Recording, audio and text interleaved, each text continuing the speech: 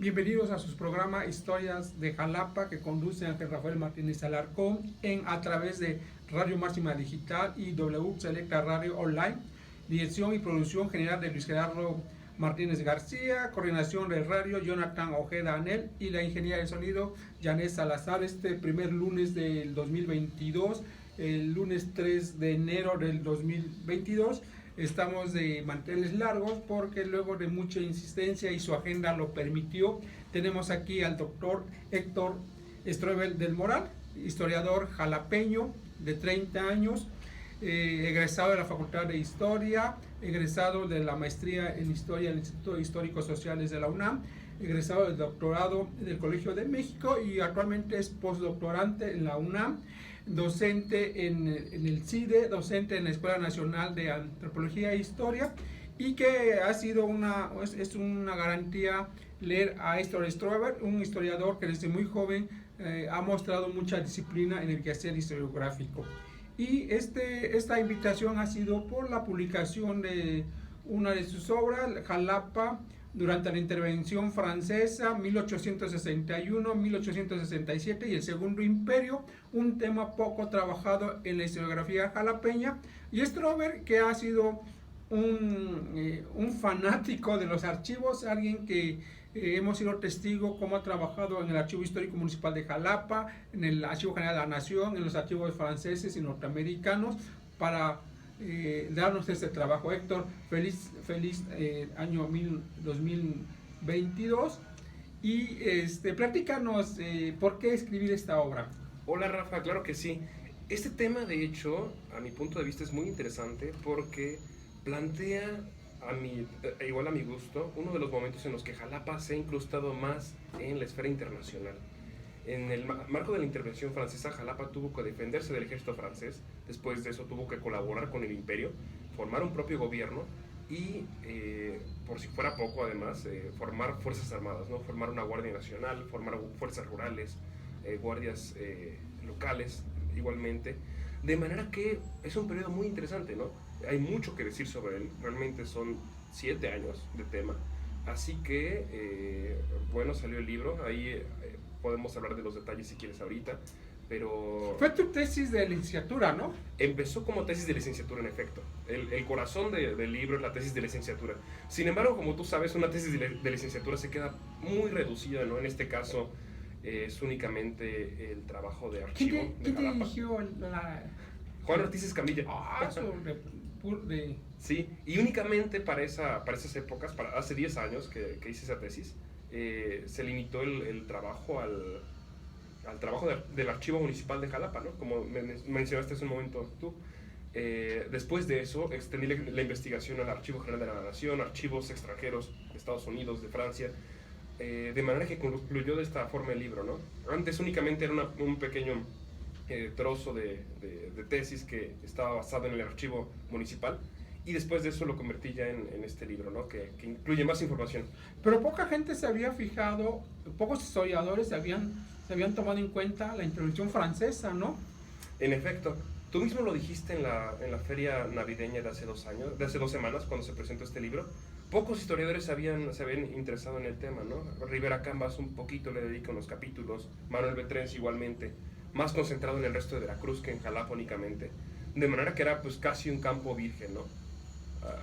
Había mucho que decir. Y yo también ese día reflexionaba que le damos más importancia a la norteamericana porque nos dolió más, y esta que también es una intervención como que esa fue más festiva. Yo no sé si tú lo viste así en los archivos, en los documentos. Pues sí, y seguramente tú también lo viste así porque justamente en el libro hablo de muchas fiestas, hablo de bienvenidas al ejército francés, bienvenidas a Maximiliano, fiestas por el regreso de la República, fiestas por aquello.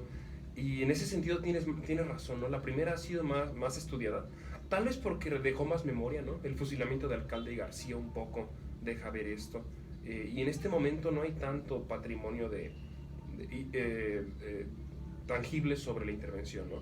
De la intervención estadounidense tenemos la columna, tenemos el mercado, tenemos varios monumentos, varias obras. Y de esta, fíjate que no tanto, ¿no? No hay realmente un monumento que te diga, aquí ocurrió la intervención en Jalapa. Se ha perdido. Yo insisto mucho en las vajillas que las familias compraron, ¿no? La aristocracia en su momento, y que siguen guardando las familias, ¿no? Las vajillas imperiales. ¿Y cómo podríamos describir Jalapa hace 155 años? Fíjate, era una Jalapa muy pequeña, tenía únicamente 10,000 habitantes. Y podemos más o menos hacer un mapeo de esta Jalapa, tomando en cuenta que era únicamente el actual centro histórico del estado, el centro histórico de la capital del estado. No, era muy chiquita Jalapa en esta época. Era una población en su mayoría indígena, ¿no? También tenemos registros de eso, que había muchos indígenas, familias mestizas igualmente, familias blancas. Y era además, fíjate, algo bien interesante, era una Jalapa que no estaba tan interesada en cuestiones políticas, ¿no? Realmente cuando llegaba un presidente, cuando llegaba Juárez, por ejemplo, cuando llegaba Maximiliano, cuando llegaba el ejército francés, eran pocos los que realmente estaban interesados en darles bienvenidas o en darles festejos, ¿no? El resto de la población realmente no le importaba, seguía su vida cotidiana, tenía otras preferencias, etcétera, ¿no? Yo creo que así podríamos definir a Jalapa en esta época. Ya era capital del estado, ya tenía el colegio preparatorio de Jalapa para la... Y justamente durante la intervención se instala o se erige el obispado de Veracruz con sede en Jalapa. Justamente. Y bueno, en esta época el colegio preparatorio estaba migrando, ¿no? No estaba donde lo conocemos hoy en día, ¿no? En este momento en específico, durante la intervención, estuvo en el convento de San Francisco. Ahí es donde meten a Antonio María de Rivera, porque justamente el edificio que ocupa actualmente era el hospital militar. Entonces tiene que sesionar ahí. E igualmente la sede del primer obispado es en Enríquez, ¿no? No me acuerdo en qué casa, pero es cerca también del convento. Oye, y también me gustó mucho la vida social, digo, la historia social que nos cuenta las mujeres, toda esta parte que se nos olvida, ¿no? O hay que ser historiador para repensar estas historias sociales que se vivieron en ese momento. Sí, pues la historia tiene varias ramas, ¿no? Tú bien lo sabes, historia económica, historia social, historia cultural. Y en este libro yo procuré darle cabida a cada una de ellas, ¿no? Hablar un poco de la cultura de los jalapeños en este momento, hablar un poco de la sociedad. Y como tú bien dices, pues en este periodo histórico hay personas, ¿no? Hay personas como tú y yo, hay personas de a pie que están involucradas de cierta manera en el conflicto, ¿no? Que aunque no les interese tanto la cuestión política, sí de cierta manera se ven afectadas, por ejemplo, por las hambrunas, ¿no? Porque algo de lo que hablo, por ejemplo, es que el ejército francés al llegar a Jalapa, pues hizo que los alimentos se encarecieran, ¿no? Porque ahora había una demanda muy grande de alimentos, ¿no? Por su parte, ¿no? E igualmente durante los sitios, ¿no? Durante los asedios, ¿no? Jalapa, hay que recordarlo, fue atacada de agosto a noviembre del 66, de 1866. Y en estos meses Jalapa sufrió mucha hambre, no llegaban suficientes remesas a la ciudad. El ejército liberal las bloqueaba para que no no hubiera una ventaja para el ejército imperial en este momento. De manera que, bueno, Jalapa y su población civil sí sufrió bastante. ¿Y dónde se hospedó el ejército francés? Esa es una pregunta muy interesante, fíjate. Se hospedó, los oficiales se hospedaban en casas particulares, en casas de los vecinos, ¿no? Las casas, San José ya existía como tal, el cuartel. Ya existía, por supuesto, junto con otros 3 cuarteles, el cuartel del vecindario, el cuartel de la Constitución, ¿no? El cuartel de San José que mencionas tú, el cuartel de Facio, pero además de esos 4 cuarteles, que era donde únicamente cabía un poco de tropa, el resto se acamparon en los alrededores, acamparon en Lucas Martín, acamparon en Los Berros, en Molino de la Pedreguera y en otros puntos de los alrededores de la ciudad. Hoy decimos esos nombres y ya están conurbados, pero sí. Hace 155 años era la periferia de la ciudad de Jalapa, ¿no? Era campo abierto, eran haciendas, justamente, ¿no? Podía instalarse ahí muy fácilmente un campamento. Oye, historias de amor entre las jalapeñas y los militares franceses.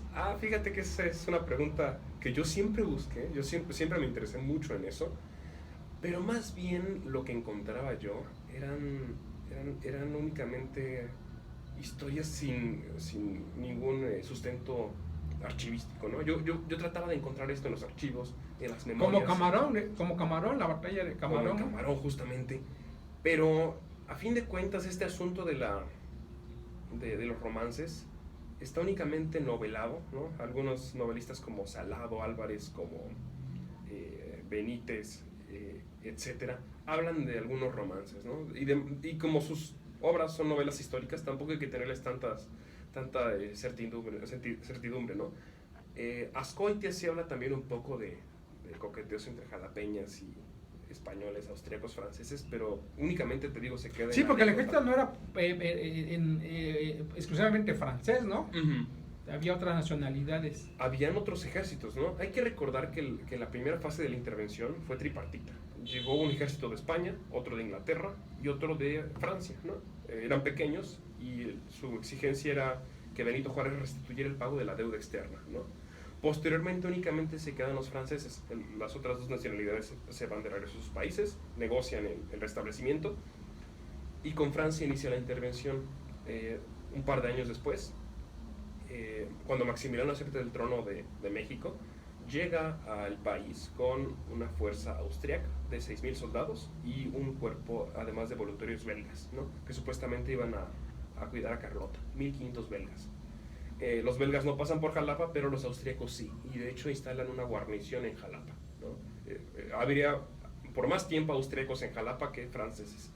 Había que ver en el registro civil cuántos niños nacieron con ojos azules o cuántos niños extraños nacieron en ese momento, ¿no? Sería interesante porque además en esa época, como tú sabes, las fees de bautismo decían Sí. cómo nació el hijo, ¿no? Sí. Se describía, tenía ojos de este color, tenía piel tal, era mestizo, era criollo, etcétera, ¿no? Entonces, pues, sería buen indicio, ¿no? Habría que hablar con los del archivo parroquial. Sí, para ver cómo fue. Porque seguramente pues, las jalapeñas son coquetonas, ¿no? Y los europeos también Y, son débiles hombres. y fíjate, en esa época, curiosamente, casi todos los franceses que escribieron un diario de viaje hablaron muy bien de las jalapeñas. Ah, bueno. Decían que eran de una belleza maravillosa, ¿no? Ese tipo de adjetivos utilizaban para referirse a las jalapeñas y las comparaban con las tapatías o con las morelianas también, ¿no? Era realmente como algo muy notorio en Jalapa. Y también hubo mujeres jalapeñas que estuvieron con la República y que estuvieron al servicio de la causa, ¿no? Cuéntanos, porque ahí las narras en tu obra. Sí, también, de hecho es un evento muy importante ¿no? En primer momento porque se forman juntas de caridad, se forman juntas de caridad que buscan solventar los gastos del ejército de Oriente, ¿no? El ejército que mandaba Zaragoza, que iba a combatir al ejército francés, pues se estaba muriendo de enfermedades, de frío, de hambre, no tenía para cubrir sus gastos, y las jalapeñas, a través de juntas de caridad, ¿no? Particularmente esposas de regidores, del regidor Casas, del regidor Pasquel, del regidor, etcétera, formaron esta junta de caridad, ¿no? Juntaron dinero entre ellos y lo invirtieron en el mantenimiento del ejército de Oriente. Posterior a esto, también sabemos de mujeres que combatieron a favor de la causa republicana, ¿no? No a través de las armas, pero sí a través, por ejemplo, de mensajitos, de recados, de informes de espionaje. Y sabemos de una de ellas que se apellidaba Zabaleta, que fue capturada y humillada públicamente, ¿no? Fue atada frente a la catedral al sol en una tarde, y después de eso fue arrojada la famosa tinaja.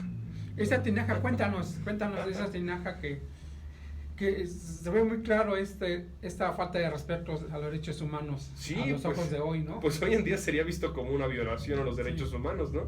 Como dices tú, porque de lo que trataba esto era que el jefe político de aquella época, José María Gálvez, el jefe político del imperio, para castigar a los más acérrimos partidarios de la República y a los espías, a los soldados, etcétera, republicanos que capturaba, los encerraba en esta tinaja, ¿no? Que no era más que un hoyo en la tierra, 5 metros de profundidad, poco de ancho, y era su castigo, ¿no? Estar ahí por varios días entre heces fecales, etcétera, ¿no?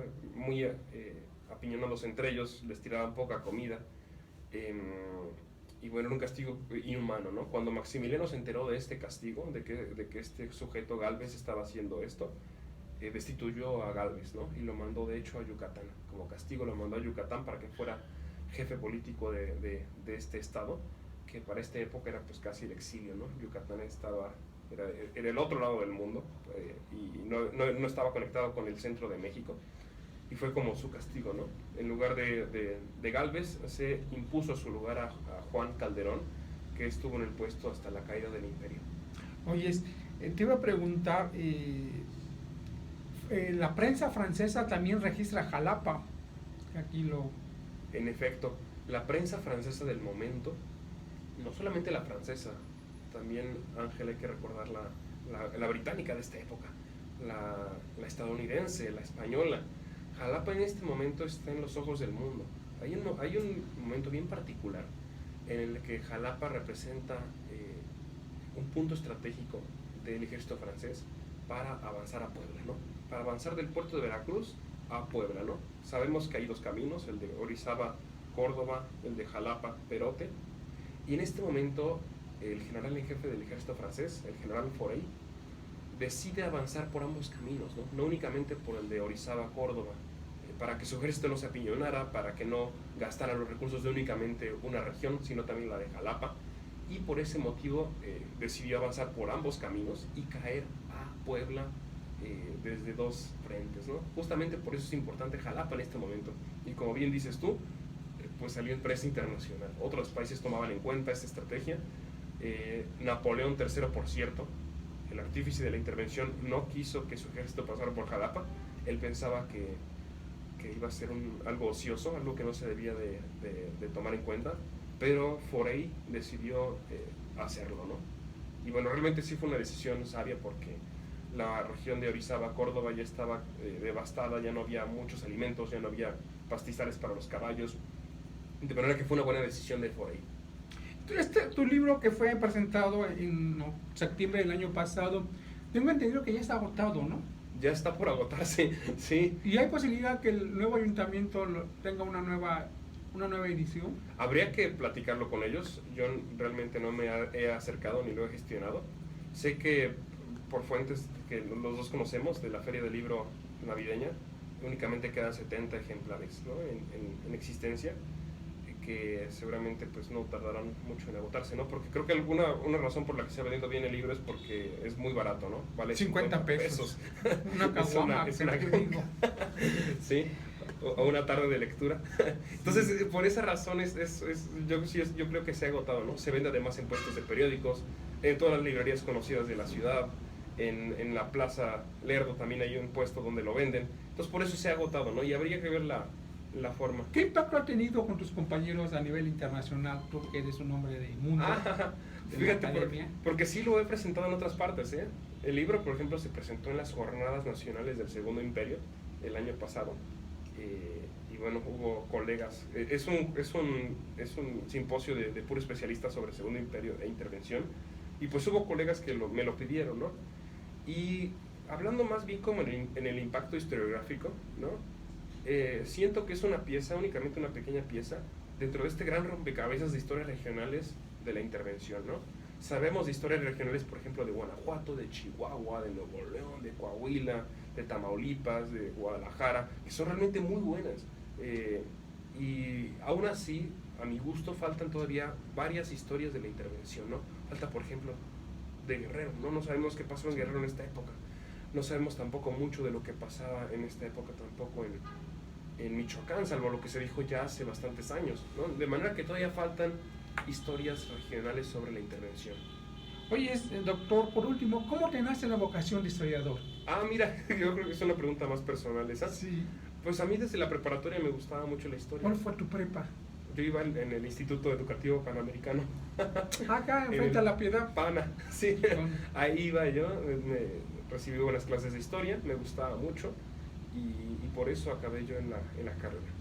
Yo pensé que no, desde niñito, ya es que desde niño hay niños que yo quiero ser bombero. No, en mi caso no fue así. ¿A poco tú sí? No, yo también. Yo quiero ser historiador. Sí, desde niño, porque yo nací en un ambiente de historia. Ajá. Entonces sí, yo tuve que decir, pues esto porque se puede estudiar. ¿Y qué esperamos al futuro? ¿Qué esperamos con tu obra?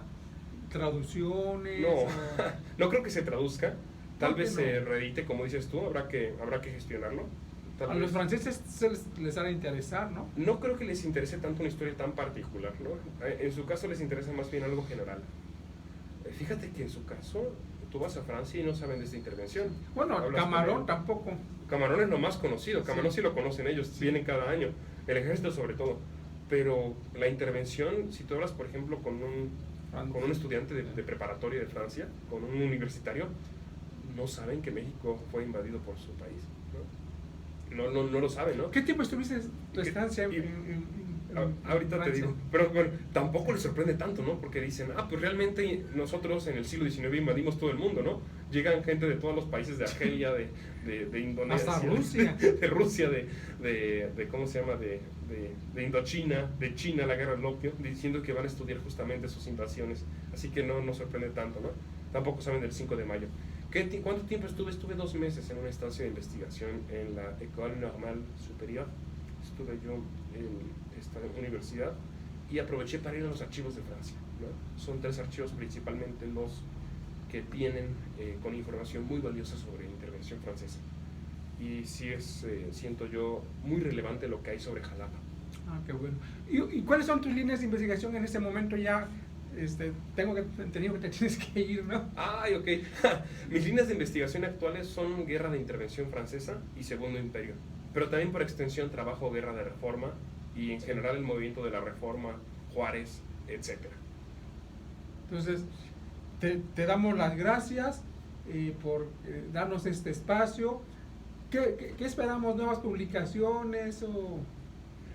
El siguiente año, este año, perdón, va a salir publicado por el Fondo de Cultura Económica. Mi nuevo libro se llama El Ejército Liberal en la Reforma.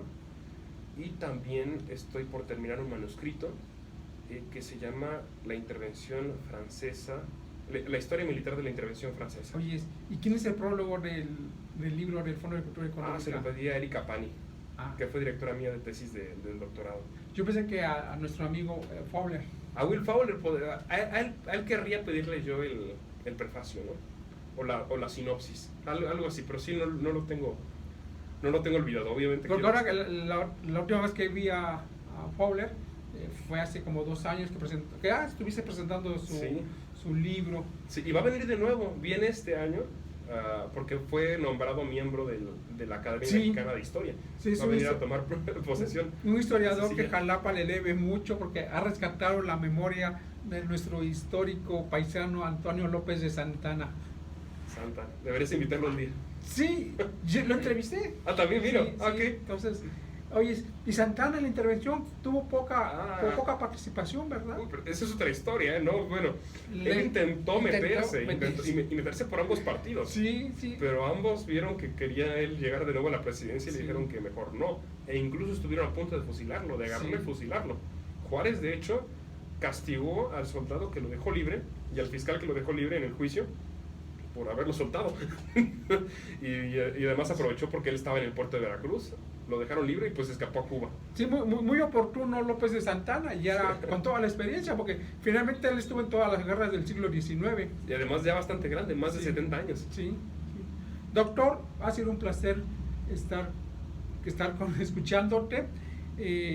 Agradecemos tu tiempo, te deseamos feliz retorno a la Ciudad de México y todas las parabienes para tu actividad académica, y si hay un nuevo libro, pues aquí hay un espacio para comentarlo, y Historias de Jalapa se siente orgulloso de tenerte aquí en sus micrófonos. Gracias, Rafa, igualmente un gusto. Me despido de ustedes, Ángel Rafael Martínez Alarcón. Nos vemos la semana que entra y nos escuchamos en Spotify el día de mañana, que aquí nuestra ingeniera nos sube la entrevista. Hasta pronto.